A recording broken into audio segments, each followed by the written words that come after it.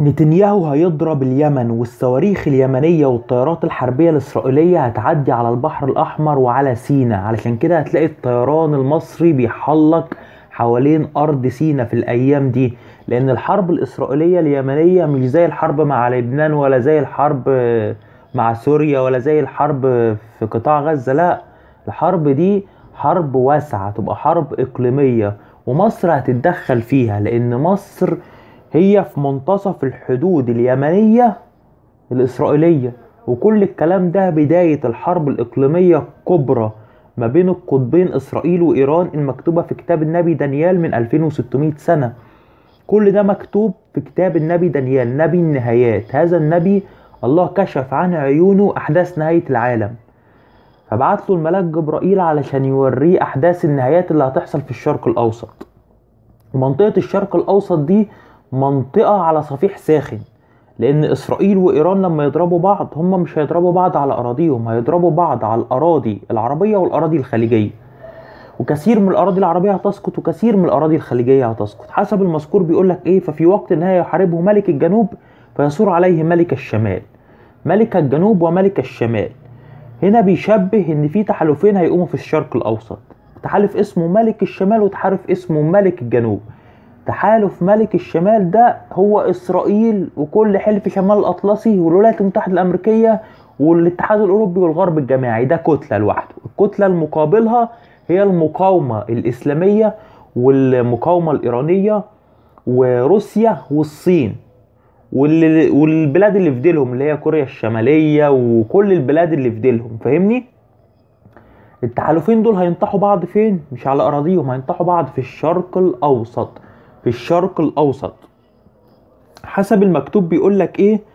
ويدخل إلى الأراضي البهية فيعصر كثيرون. مين ده اللي يدخل إلى الأراضي البهية فيعصر كثيرون؟ هنا النبي شاف إن ملك الشمال اللي هو التحالف الغربي أو حلف شمال الأطلسي هيدخل إلى الأراضي البهية اللي هي أراضي الشرق الأوسط فيعصر كثيرون، يعني يسقط كثيرون. أغلبية الدول العربية والدول الخليجية هيقابلهم طبعا حرب ضروس من القوات الإيرانية والقوات الروسية والصينية، والمنطقة اللي احنا ساكنين فيها دي تحول أكبر ساحة صراع في التاريخ. وبتبدأ من الحرب اللي هتشنها إسرائيل على اليمن.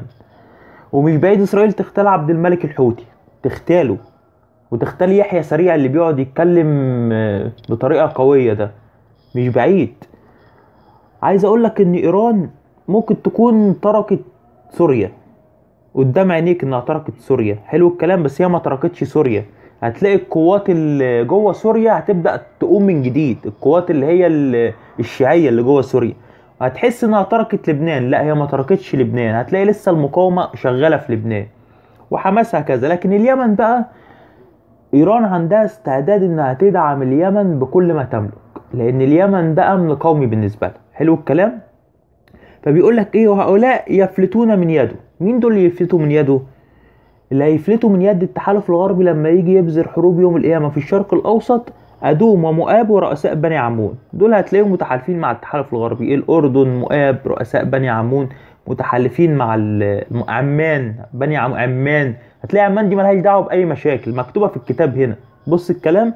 ويمد يده على الأراضي وأرض مصر لا تنجو. زي ما بقولك إن الحرب ما بين إسرائيل واليمن هتدخل أرض مصر مجبرة. الرئيس السيسي مش في إيده قرار السلام والحرب، لا، هو هيلاقي الطيارات والصواريخ ماشية على حدوده هيجبر إنه يخش في الحرب. بيقولك وأرض مصر لا تنجو يتسلط على كنوز الذهب والفضة وكل نفائس مصر.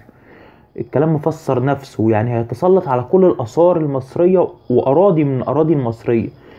واللوبيين والكوشيين عند خطواته. يعني التحالف الغربي ده بقيادة إسرائيل هيجي يحتل في الشرق الأوسط لدرجة إن الليبيين أراضي الليبية والكوشيين اللي هي الأراضي السودانية، هتلاقي الأراضين دول فيهم مشاكل دلوقتي، فيهم شبه حرب أهلية عند خطواته. فبص بيوريك اللي بيحصل كله في الأحداث السياسية في النبوات القديمة مكتوبة من 2600 سنة.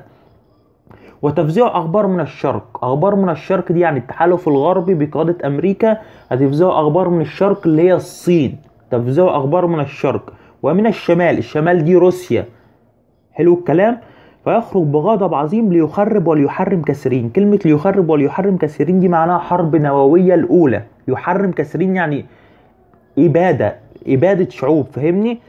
وينصب فسطاطه بين البحور. ينصب فسطاطه بين البحور اتنبأ عن حملات الطائرات من قبل ما تكون ب 2600 سنة، يعني يغلق البحور. وانت عارف غرق البحور بيسبب مجاعات، خد بالك من الكلام، لان سلاسل التوريدات بتقف. وينصب فسطاطه بين البحور وجبل بهاء القدس ويبلغ نهاية ولا معيد.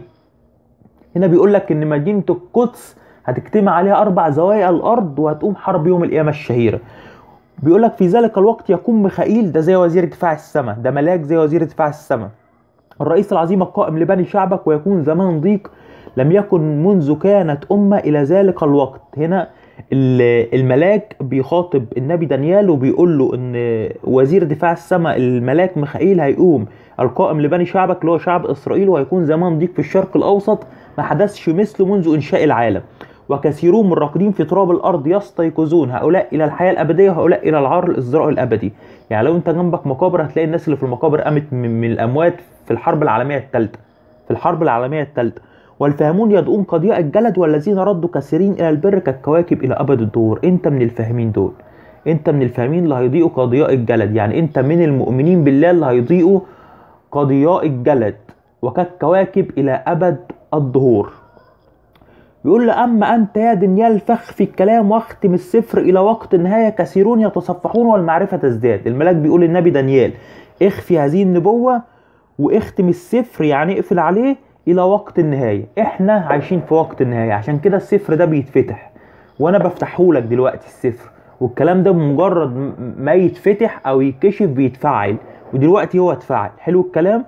الى وقت النهايه كثيرون يتصفحون، اللي هو انت اللي بتتصفح دلوقتي، والمعرفه تزداد. الله عرف الناس النهايات من البدايات علشان يقول لهم ان انا المنتصر على الشر. ومهم جدا انك تعرف النهايات عشان تعرف طريقك، لان بدون الرؤية انت هتجمح، مش هتعرف انت رايح فين. فحط ال3 كتب قصاد بعض ودور على اللي يشفع فيك، دور على اللي يشفع فيك في يوم القيامة، دور على كوكب الصبح المنير، دور على ابن الانسان، دور على الوسيط بين الله والناس، ابحث عنه في الانجيل، ابحث عنه في القرآن، ابحث عنه في التوراة، ابحث عنه بصدق. ان بحثت عنه بصدق هو اللي هيجدك، هو اللي هيجدك. لكن ان ما بحثتش عنه بصدق فانت مش عايز تعرف الحقيقة. الحقيقة عزيزة النفس، ما بتعرضش نفسها على الناس بسهولة، بتحب اللي يبحث عنها. ان بحثت عن ابن الانسان كوكب الصبح المنير مخلص العالم الوحيد، هسهلها لك، هتنول الحياة الابدية. ان وجدته تجد حياتك الابدية، اما ان ما وجدتوش لن تجد حياتك الابدية، لان هو الطريق والحق والحياة، وهو مخلص واحد وشفيع واحد بين الله وبين الناس، فابحث عنه بصدق هتجده.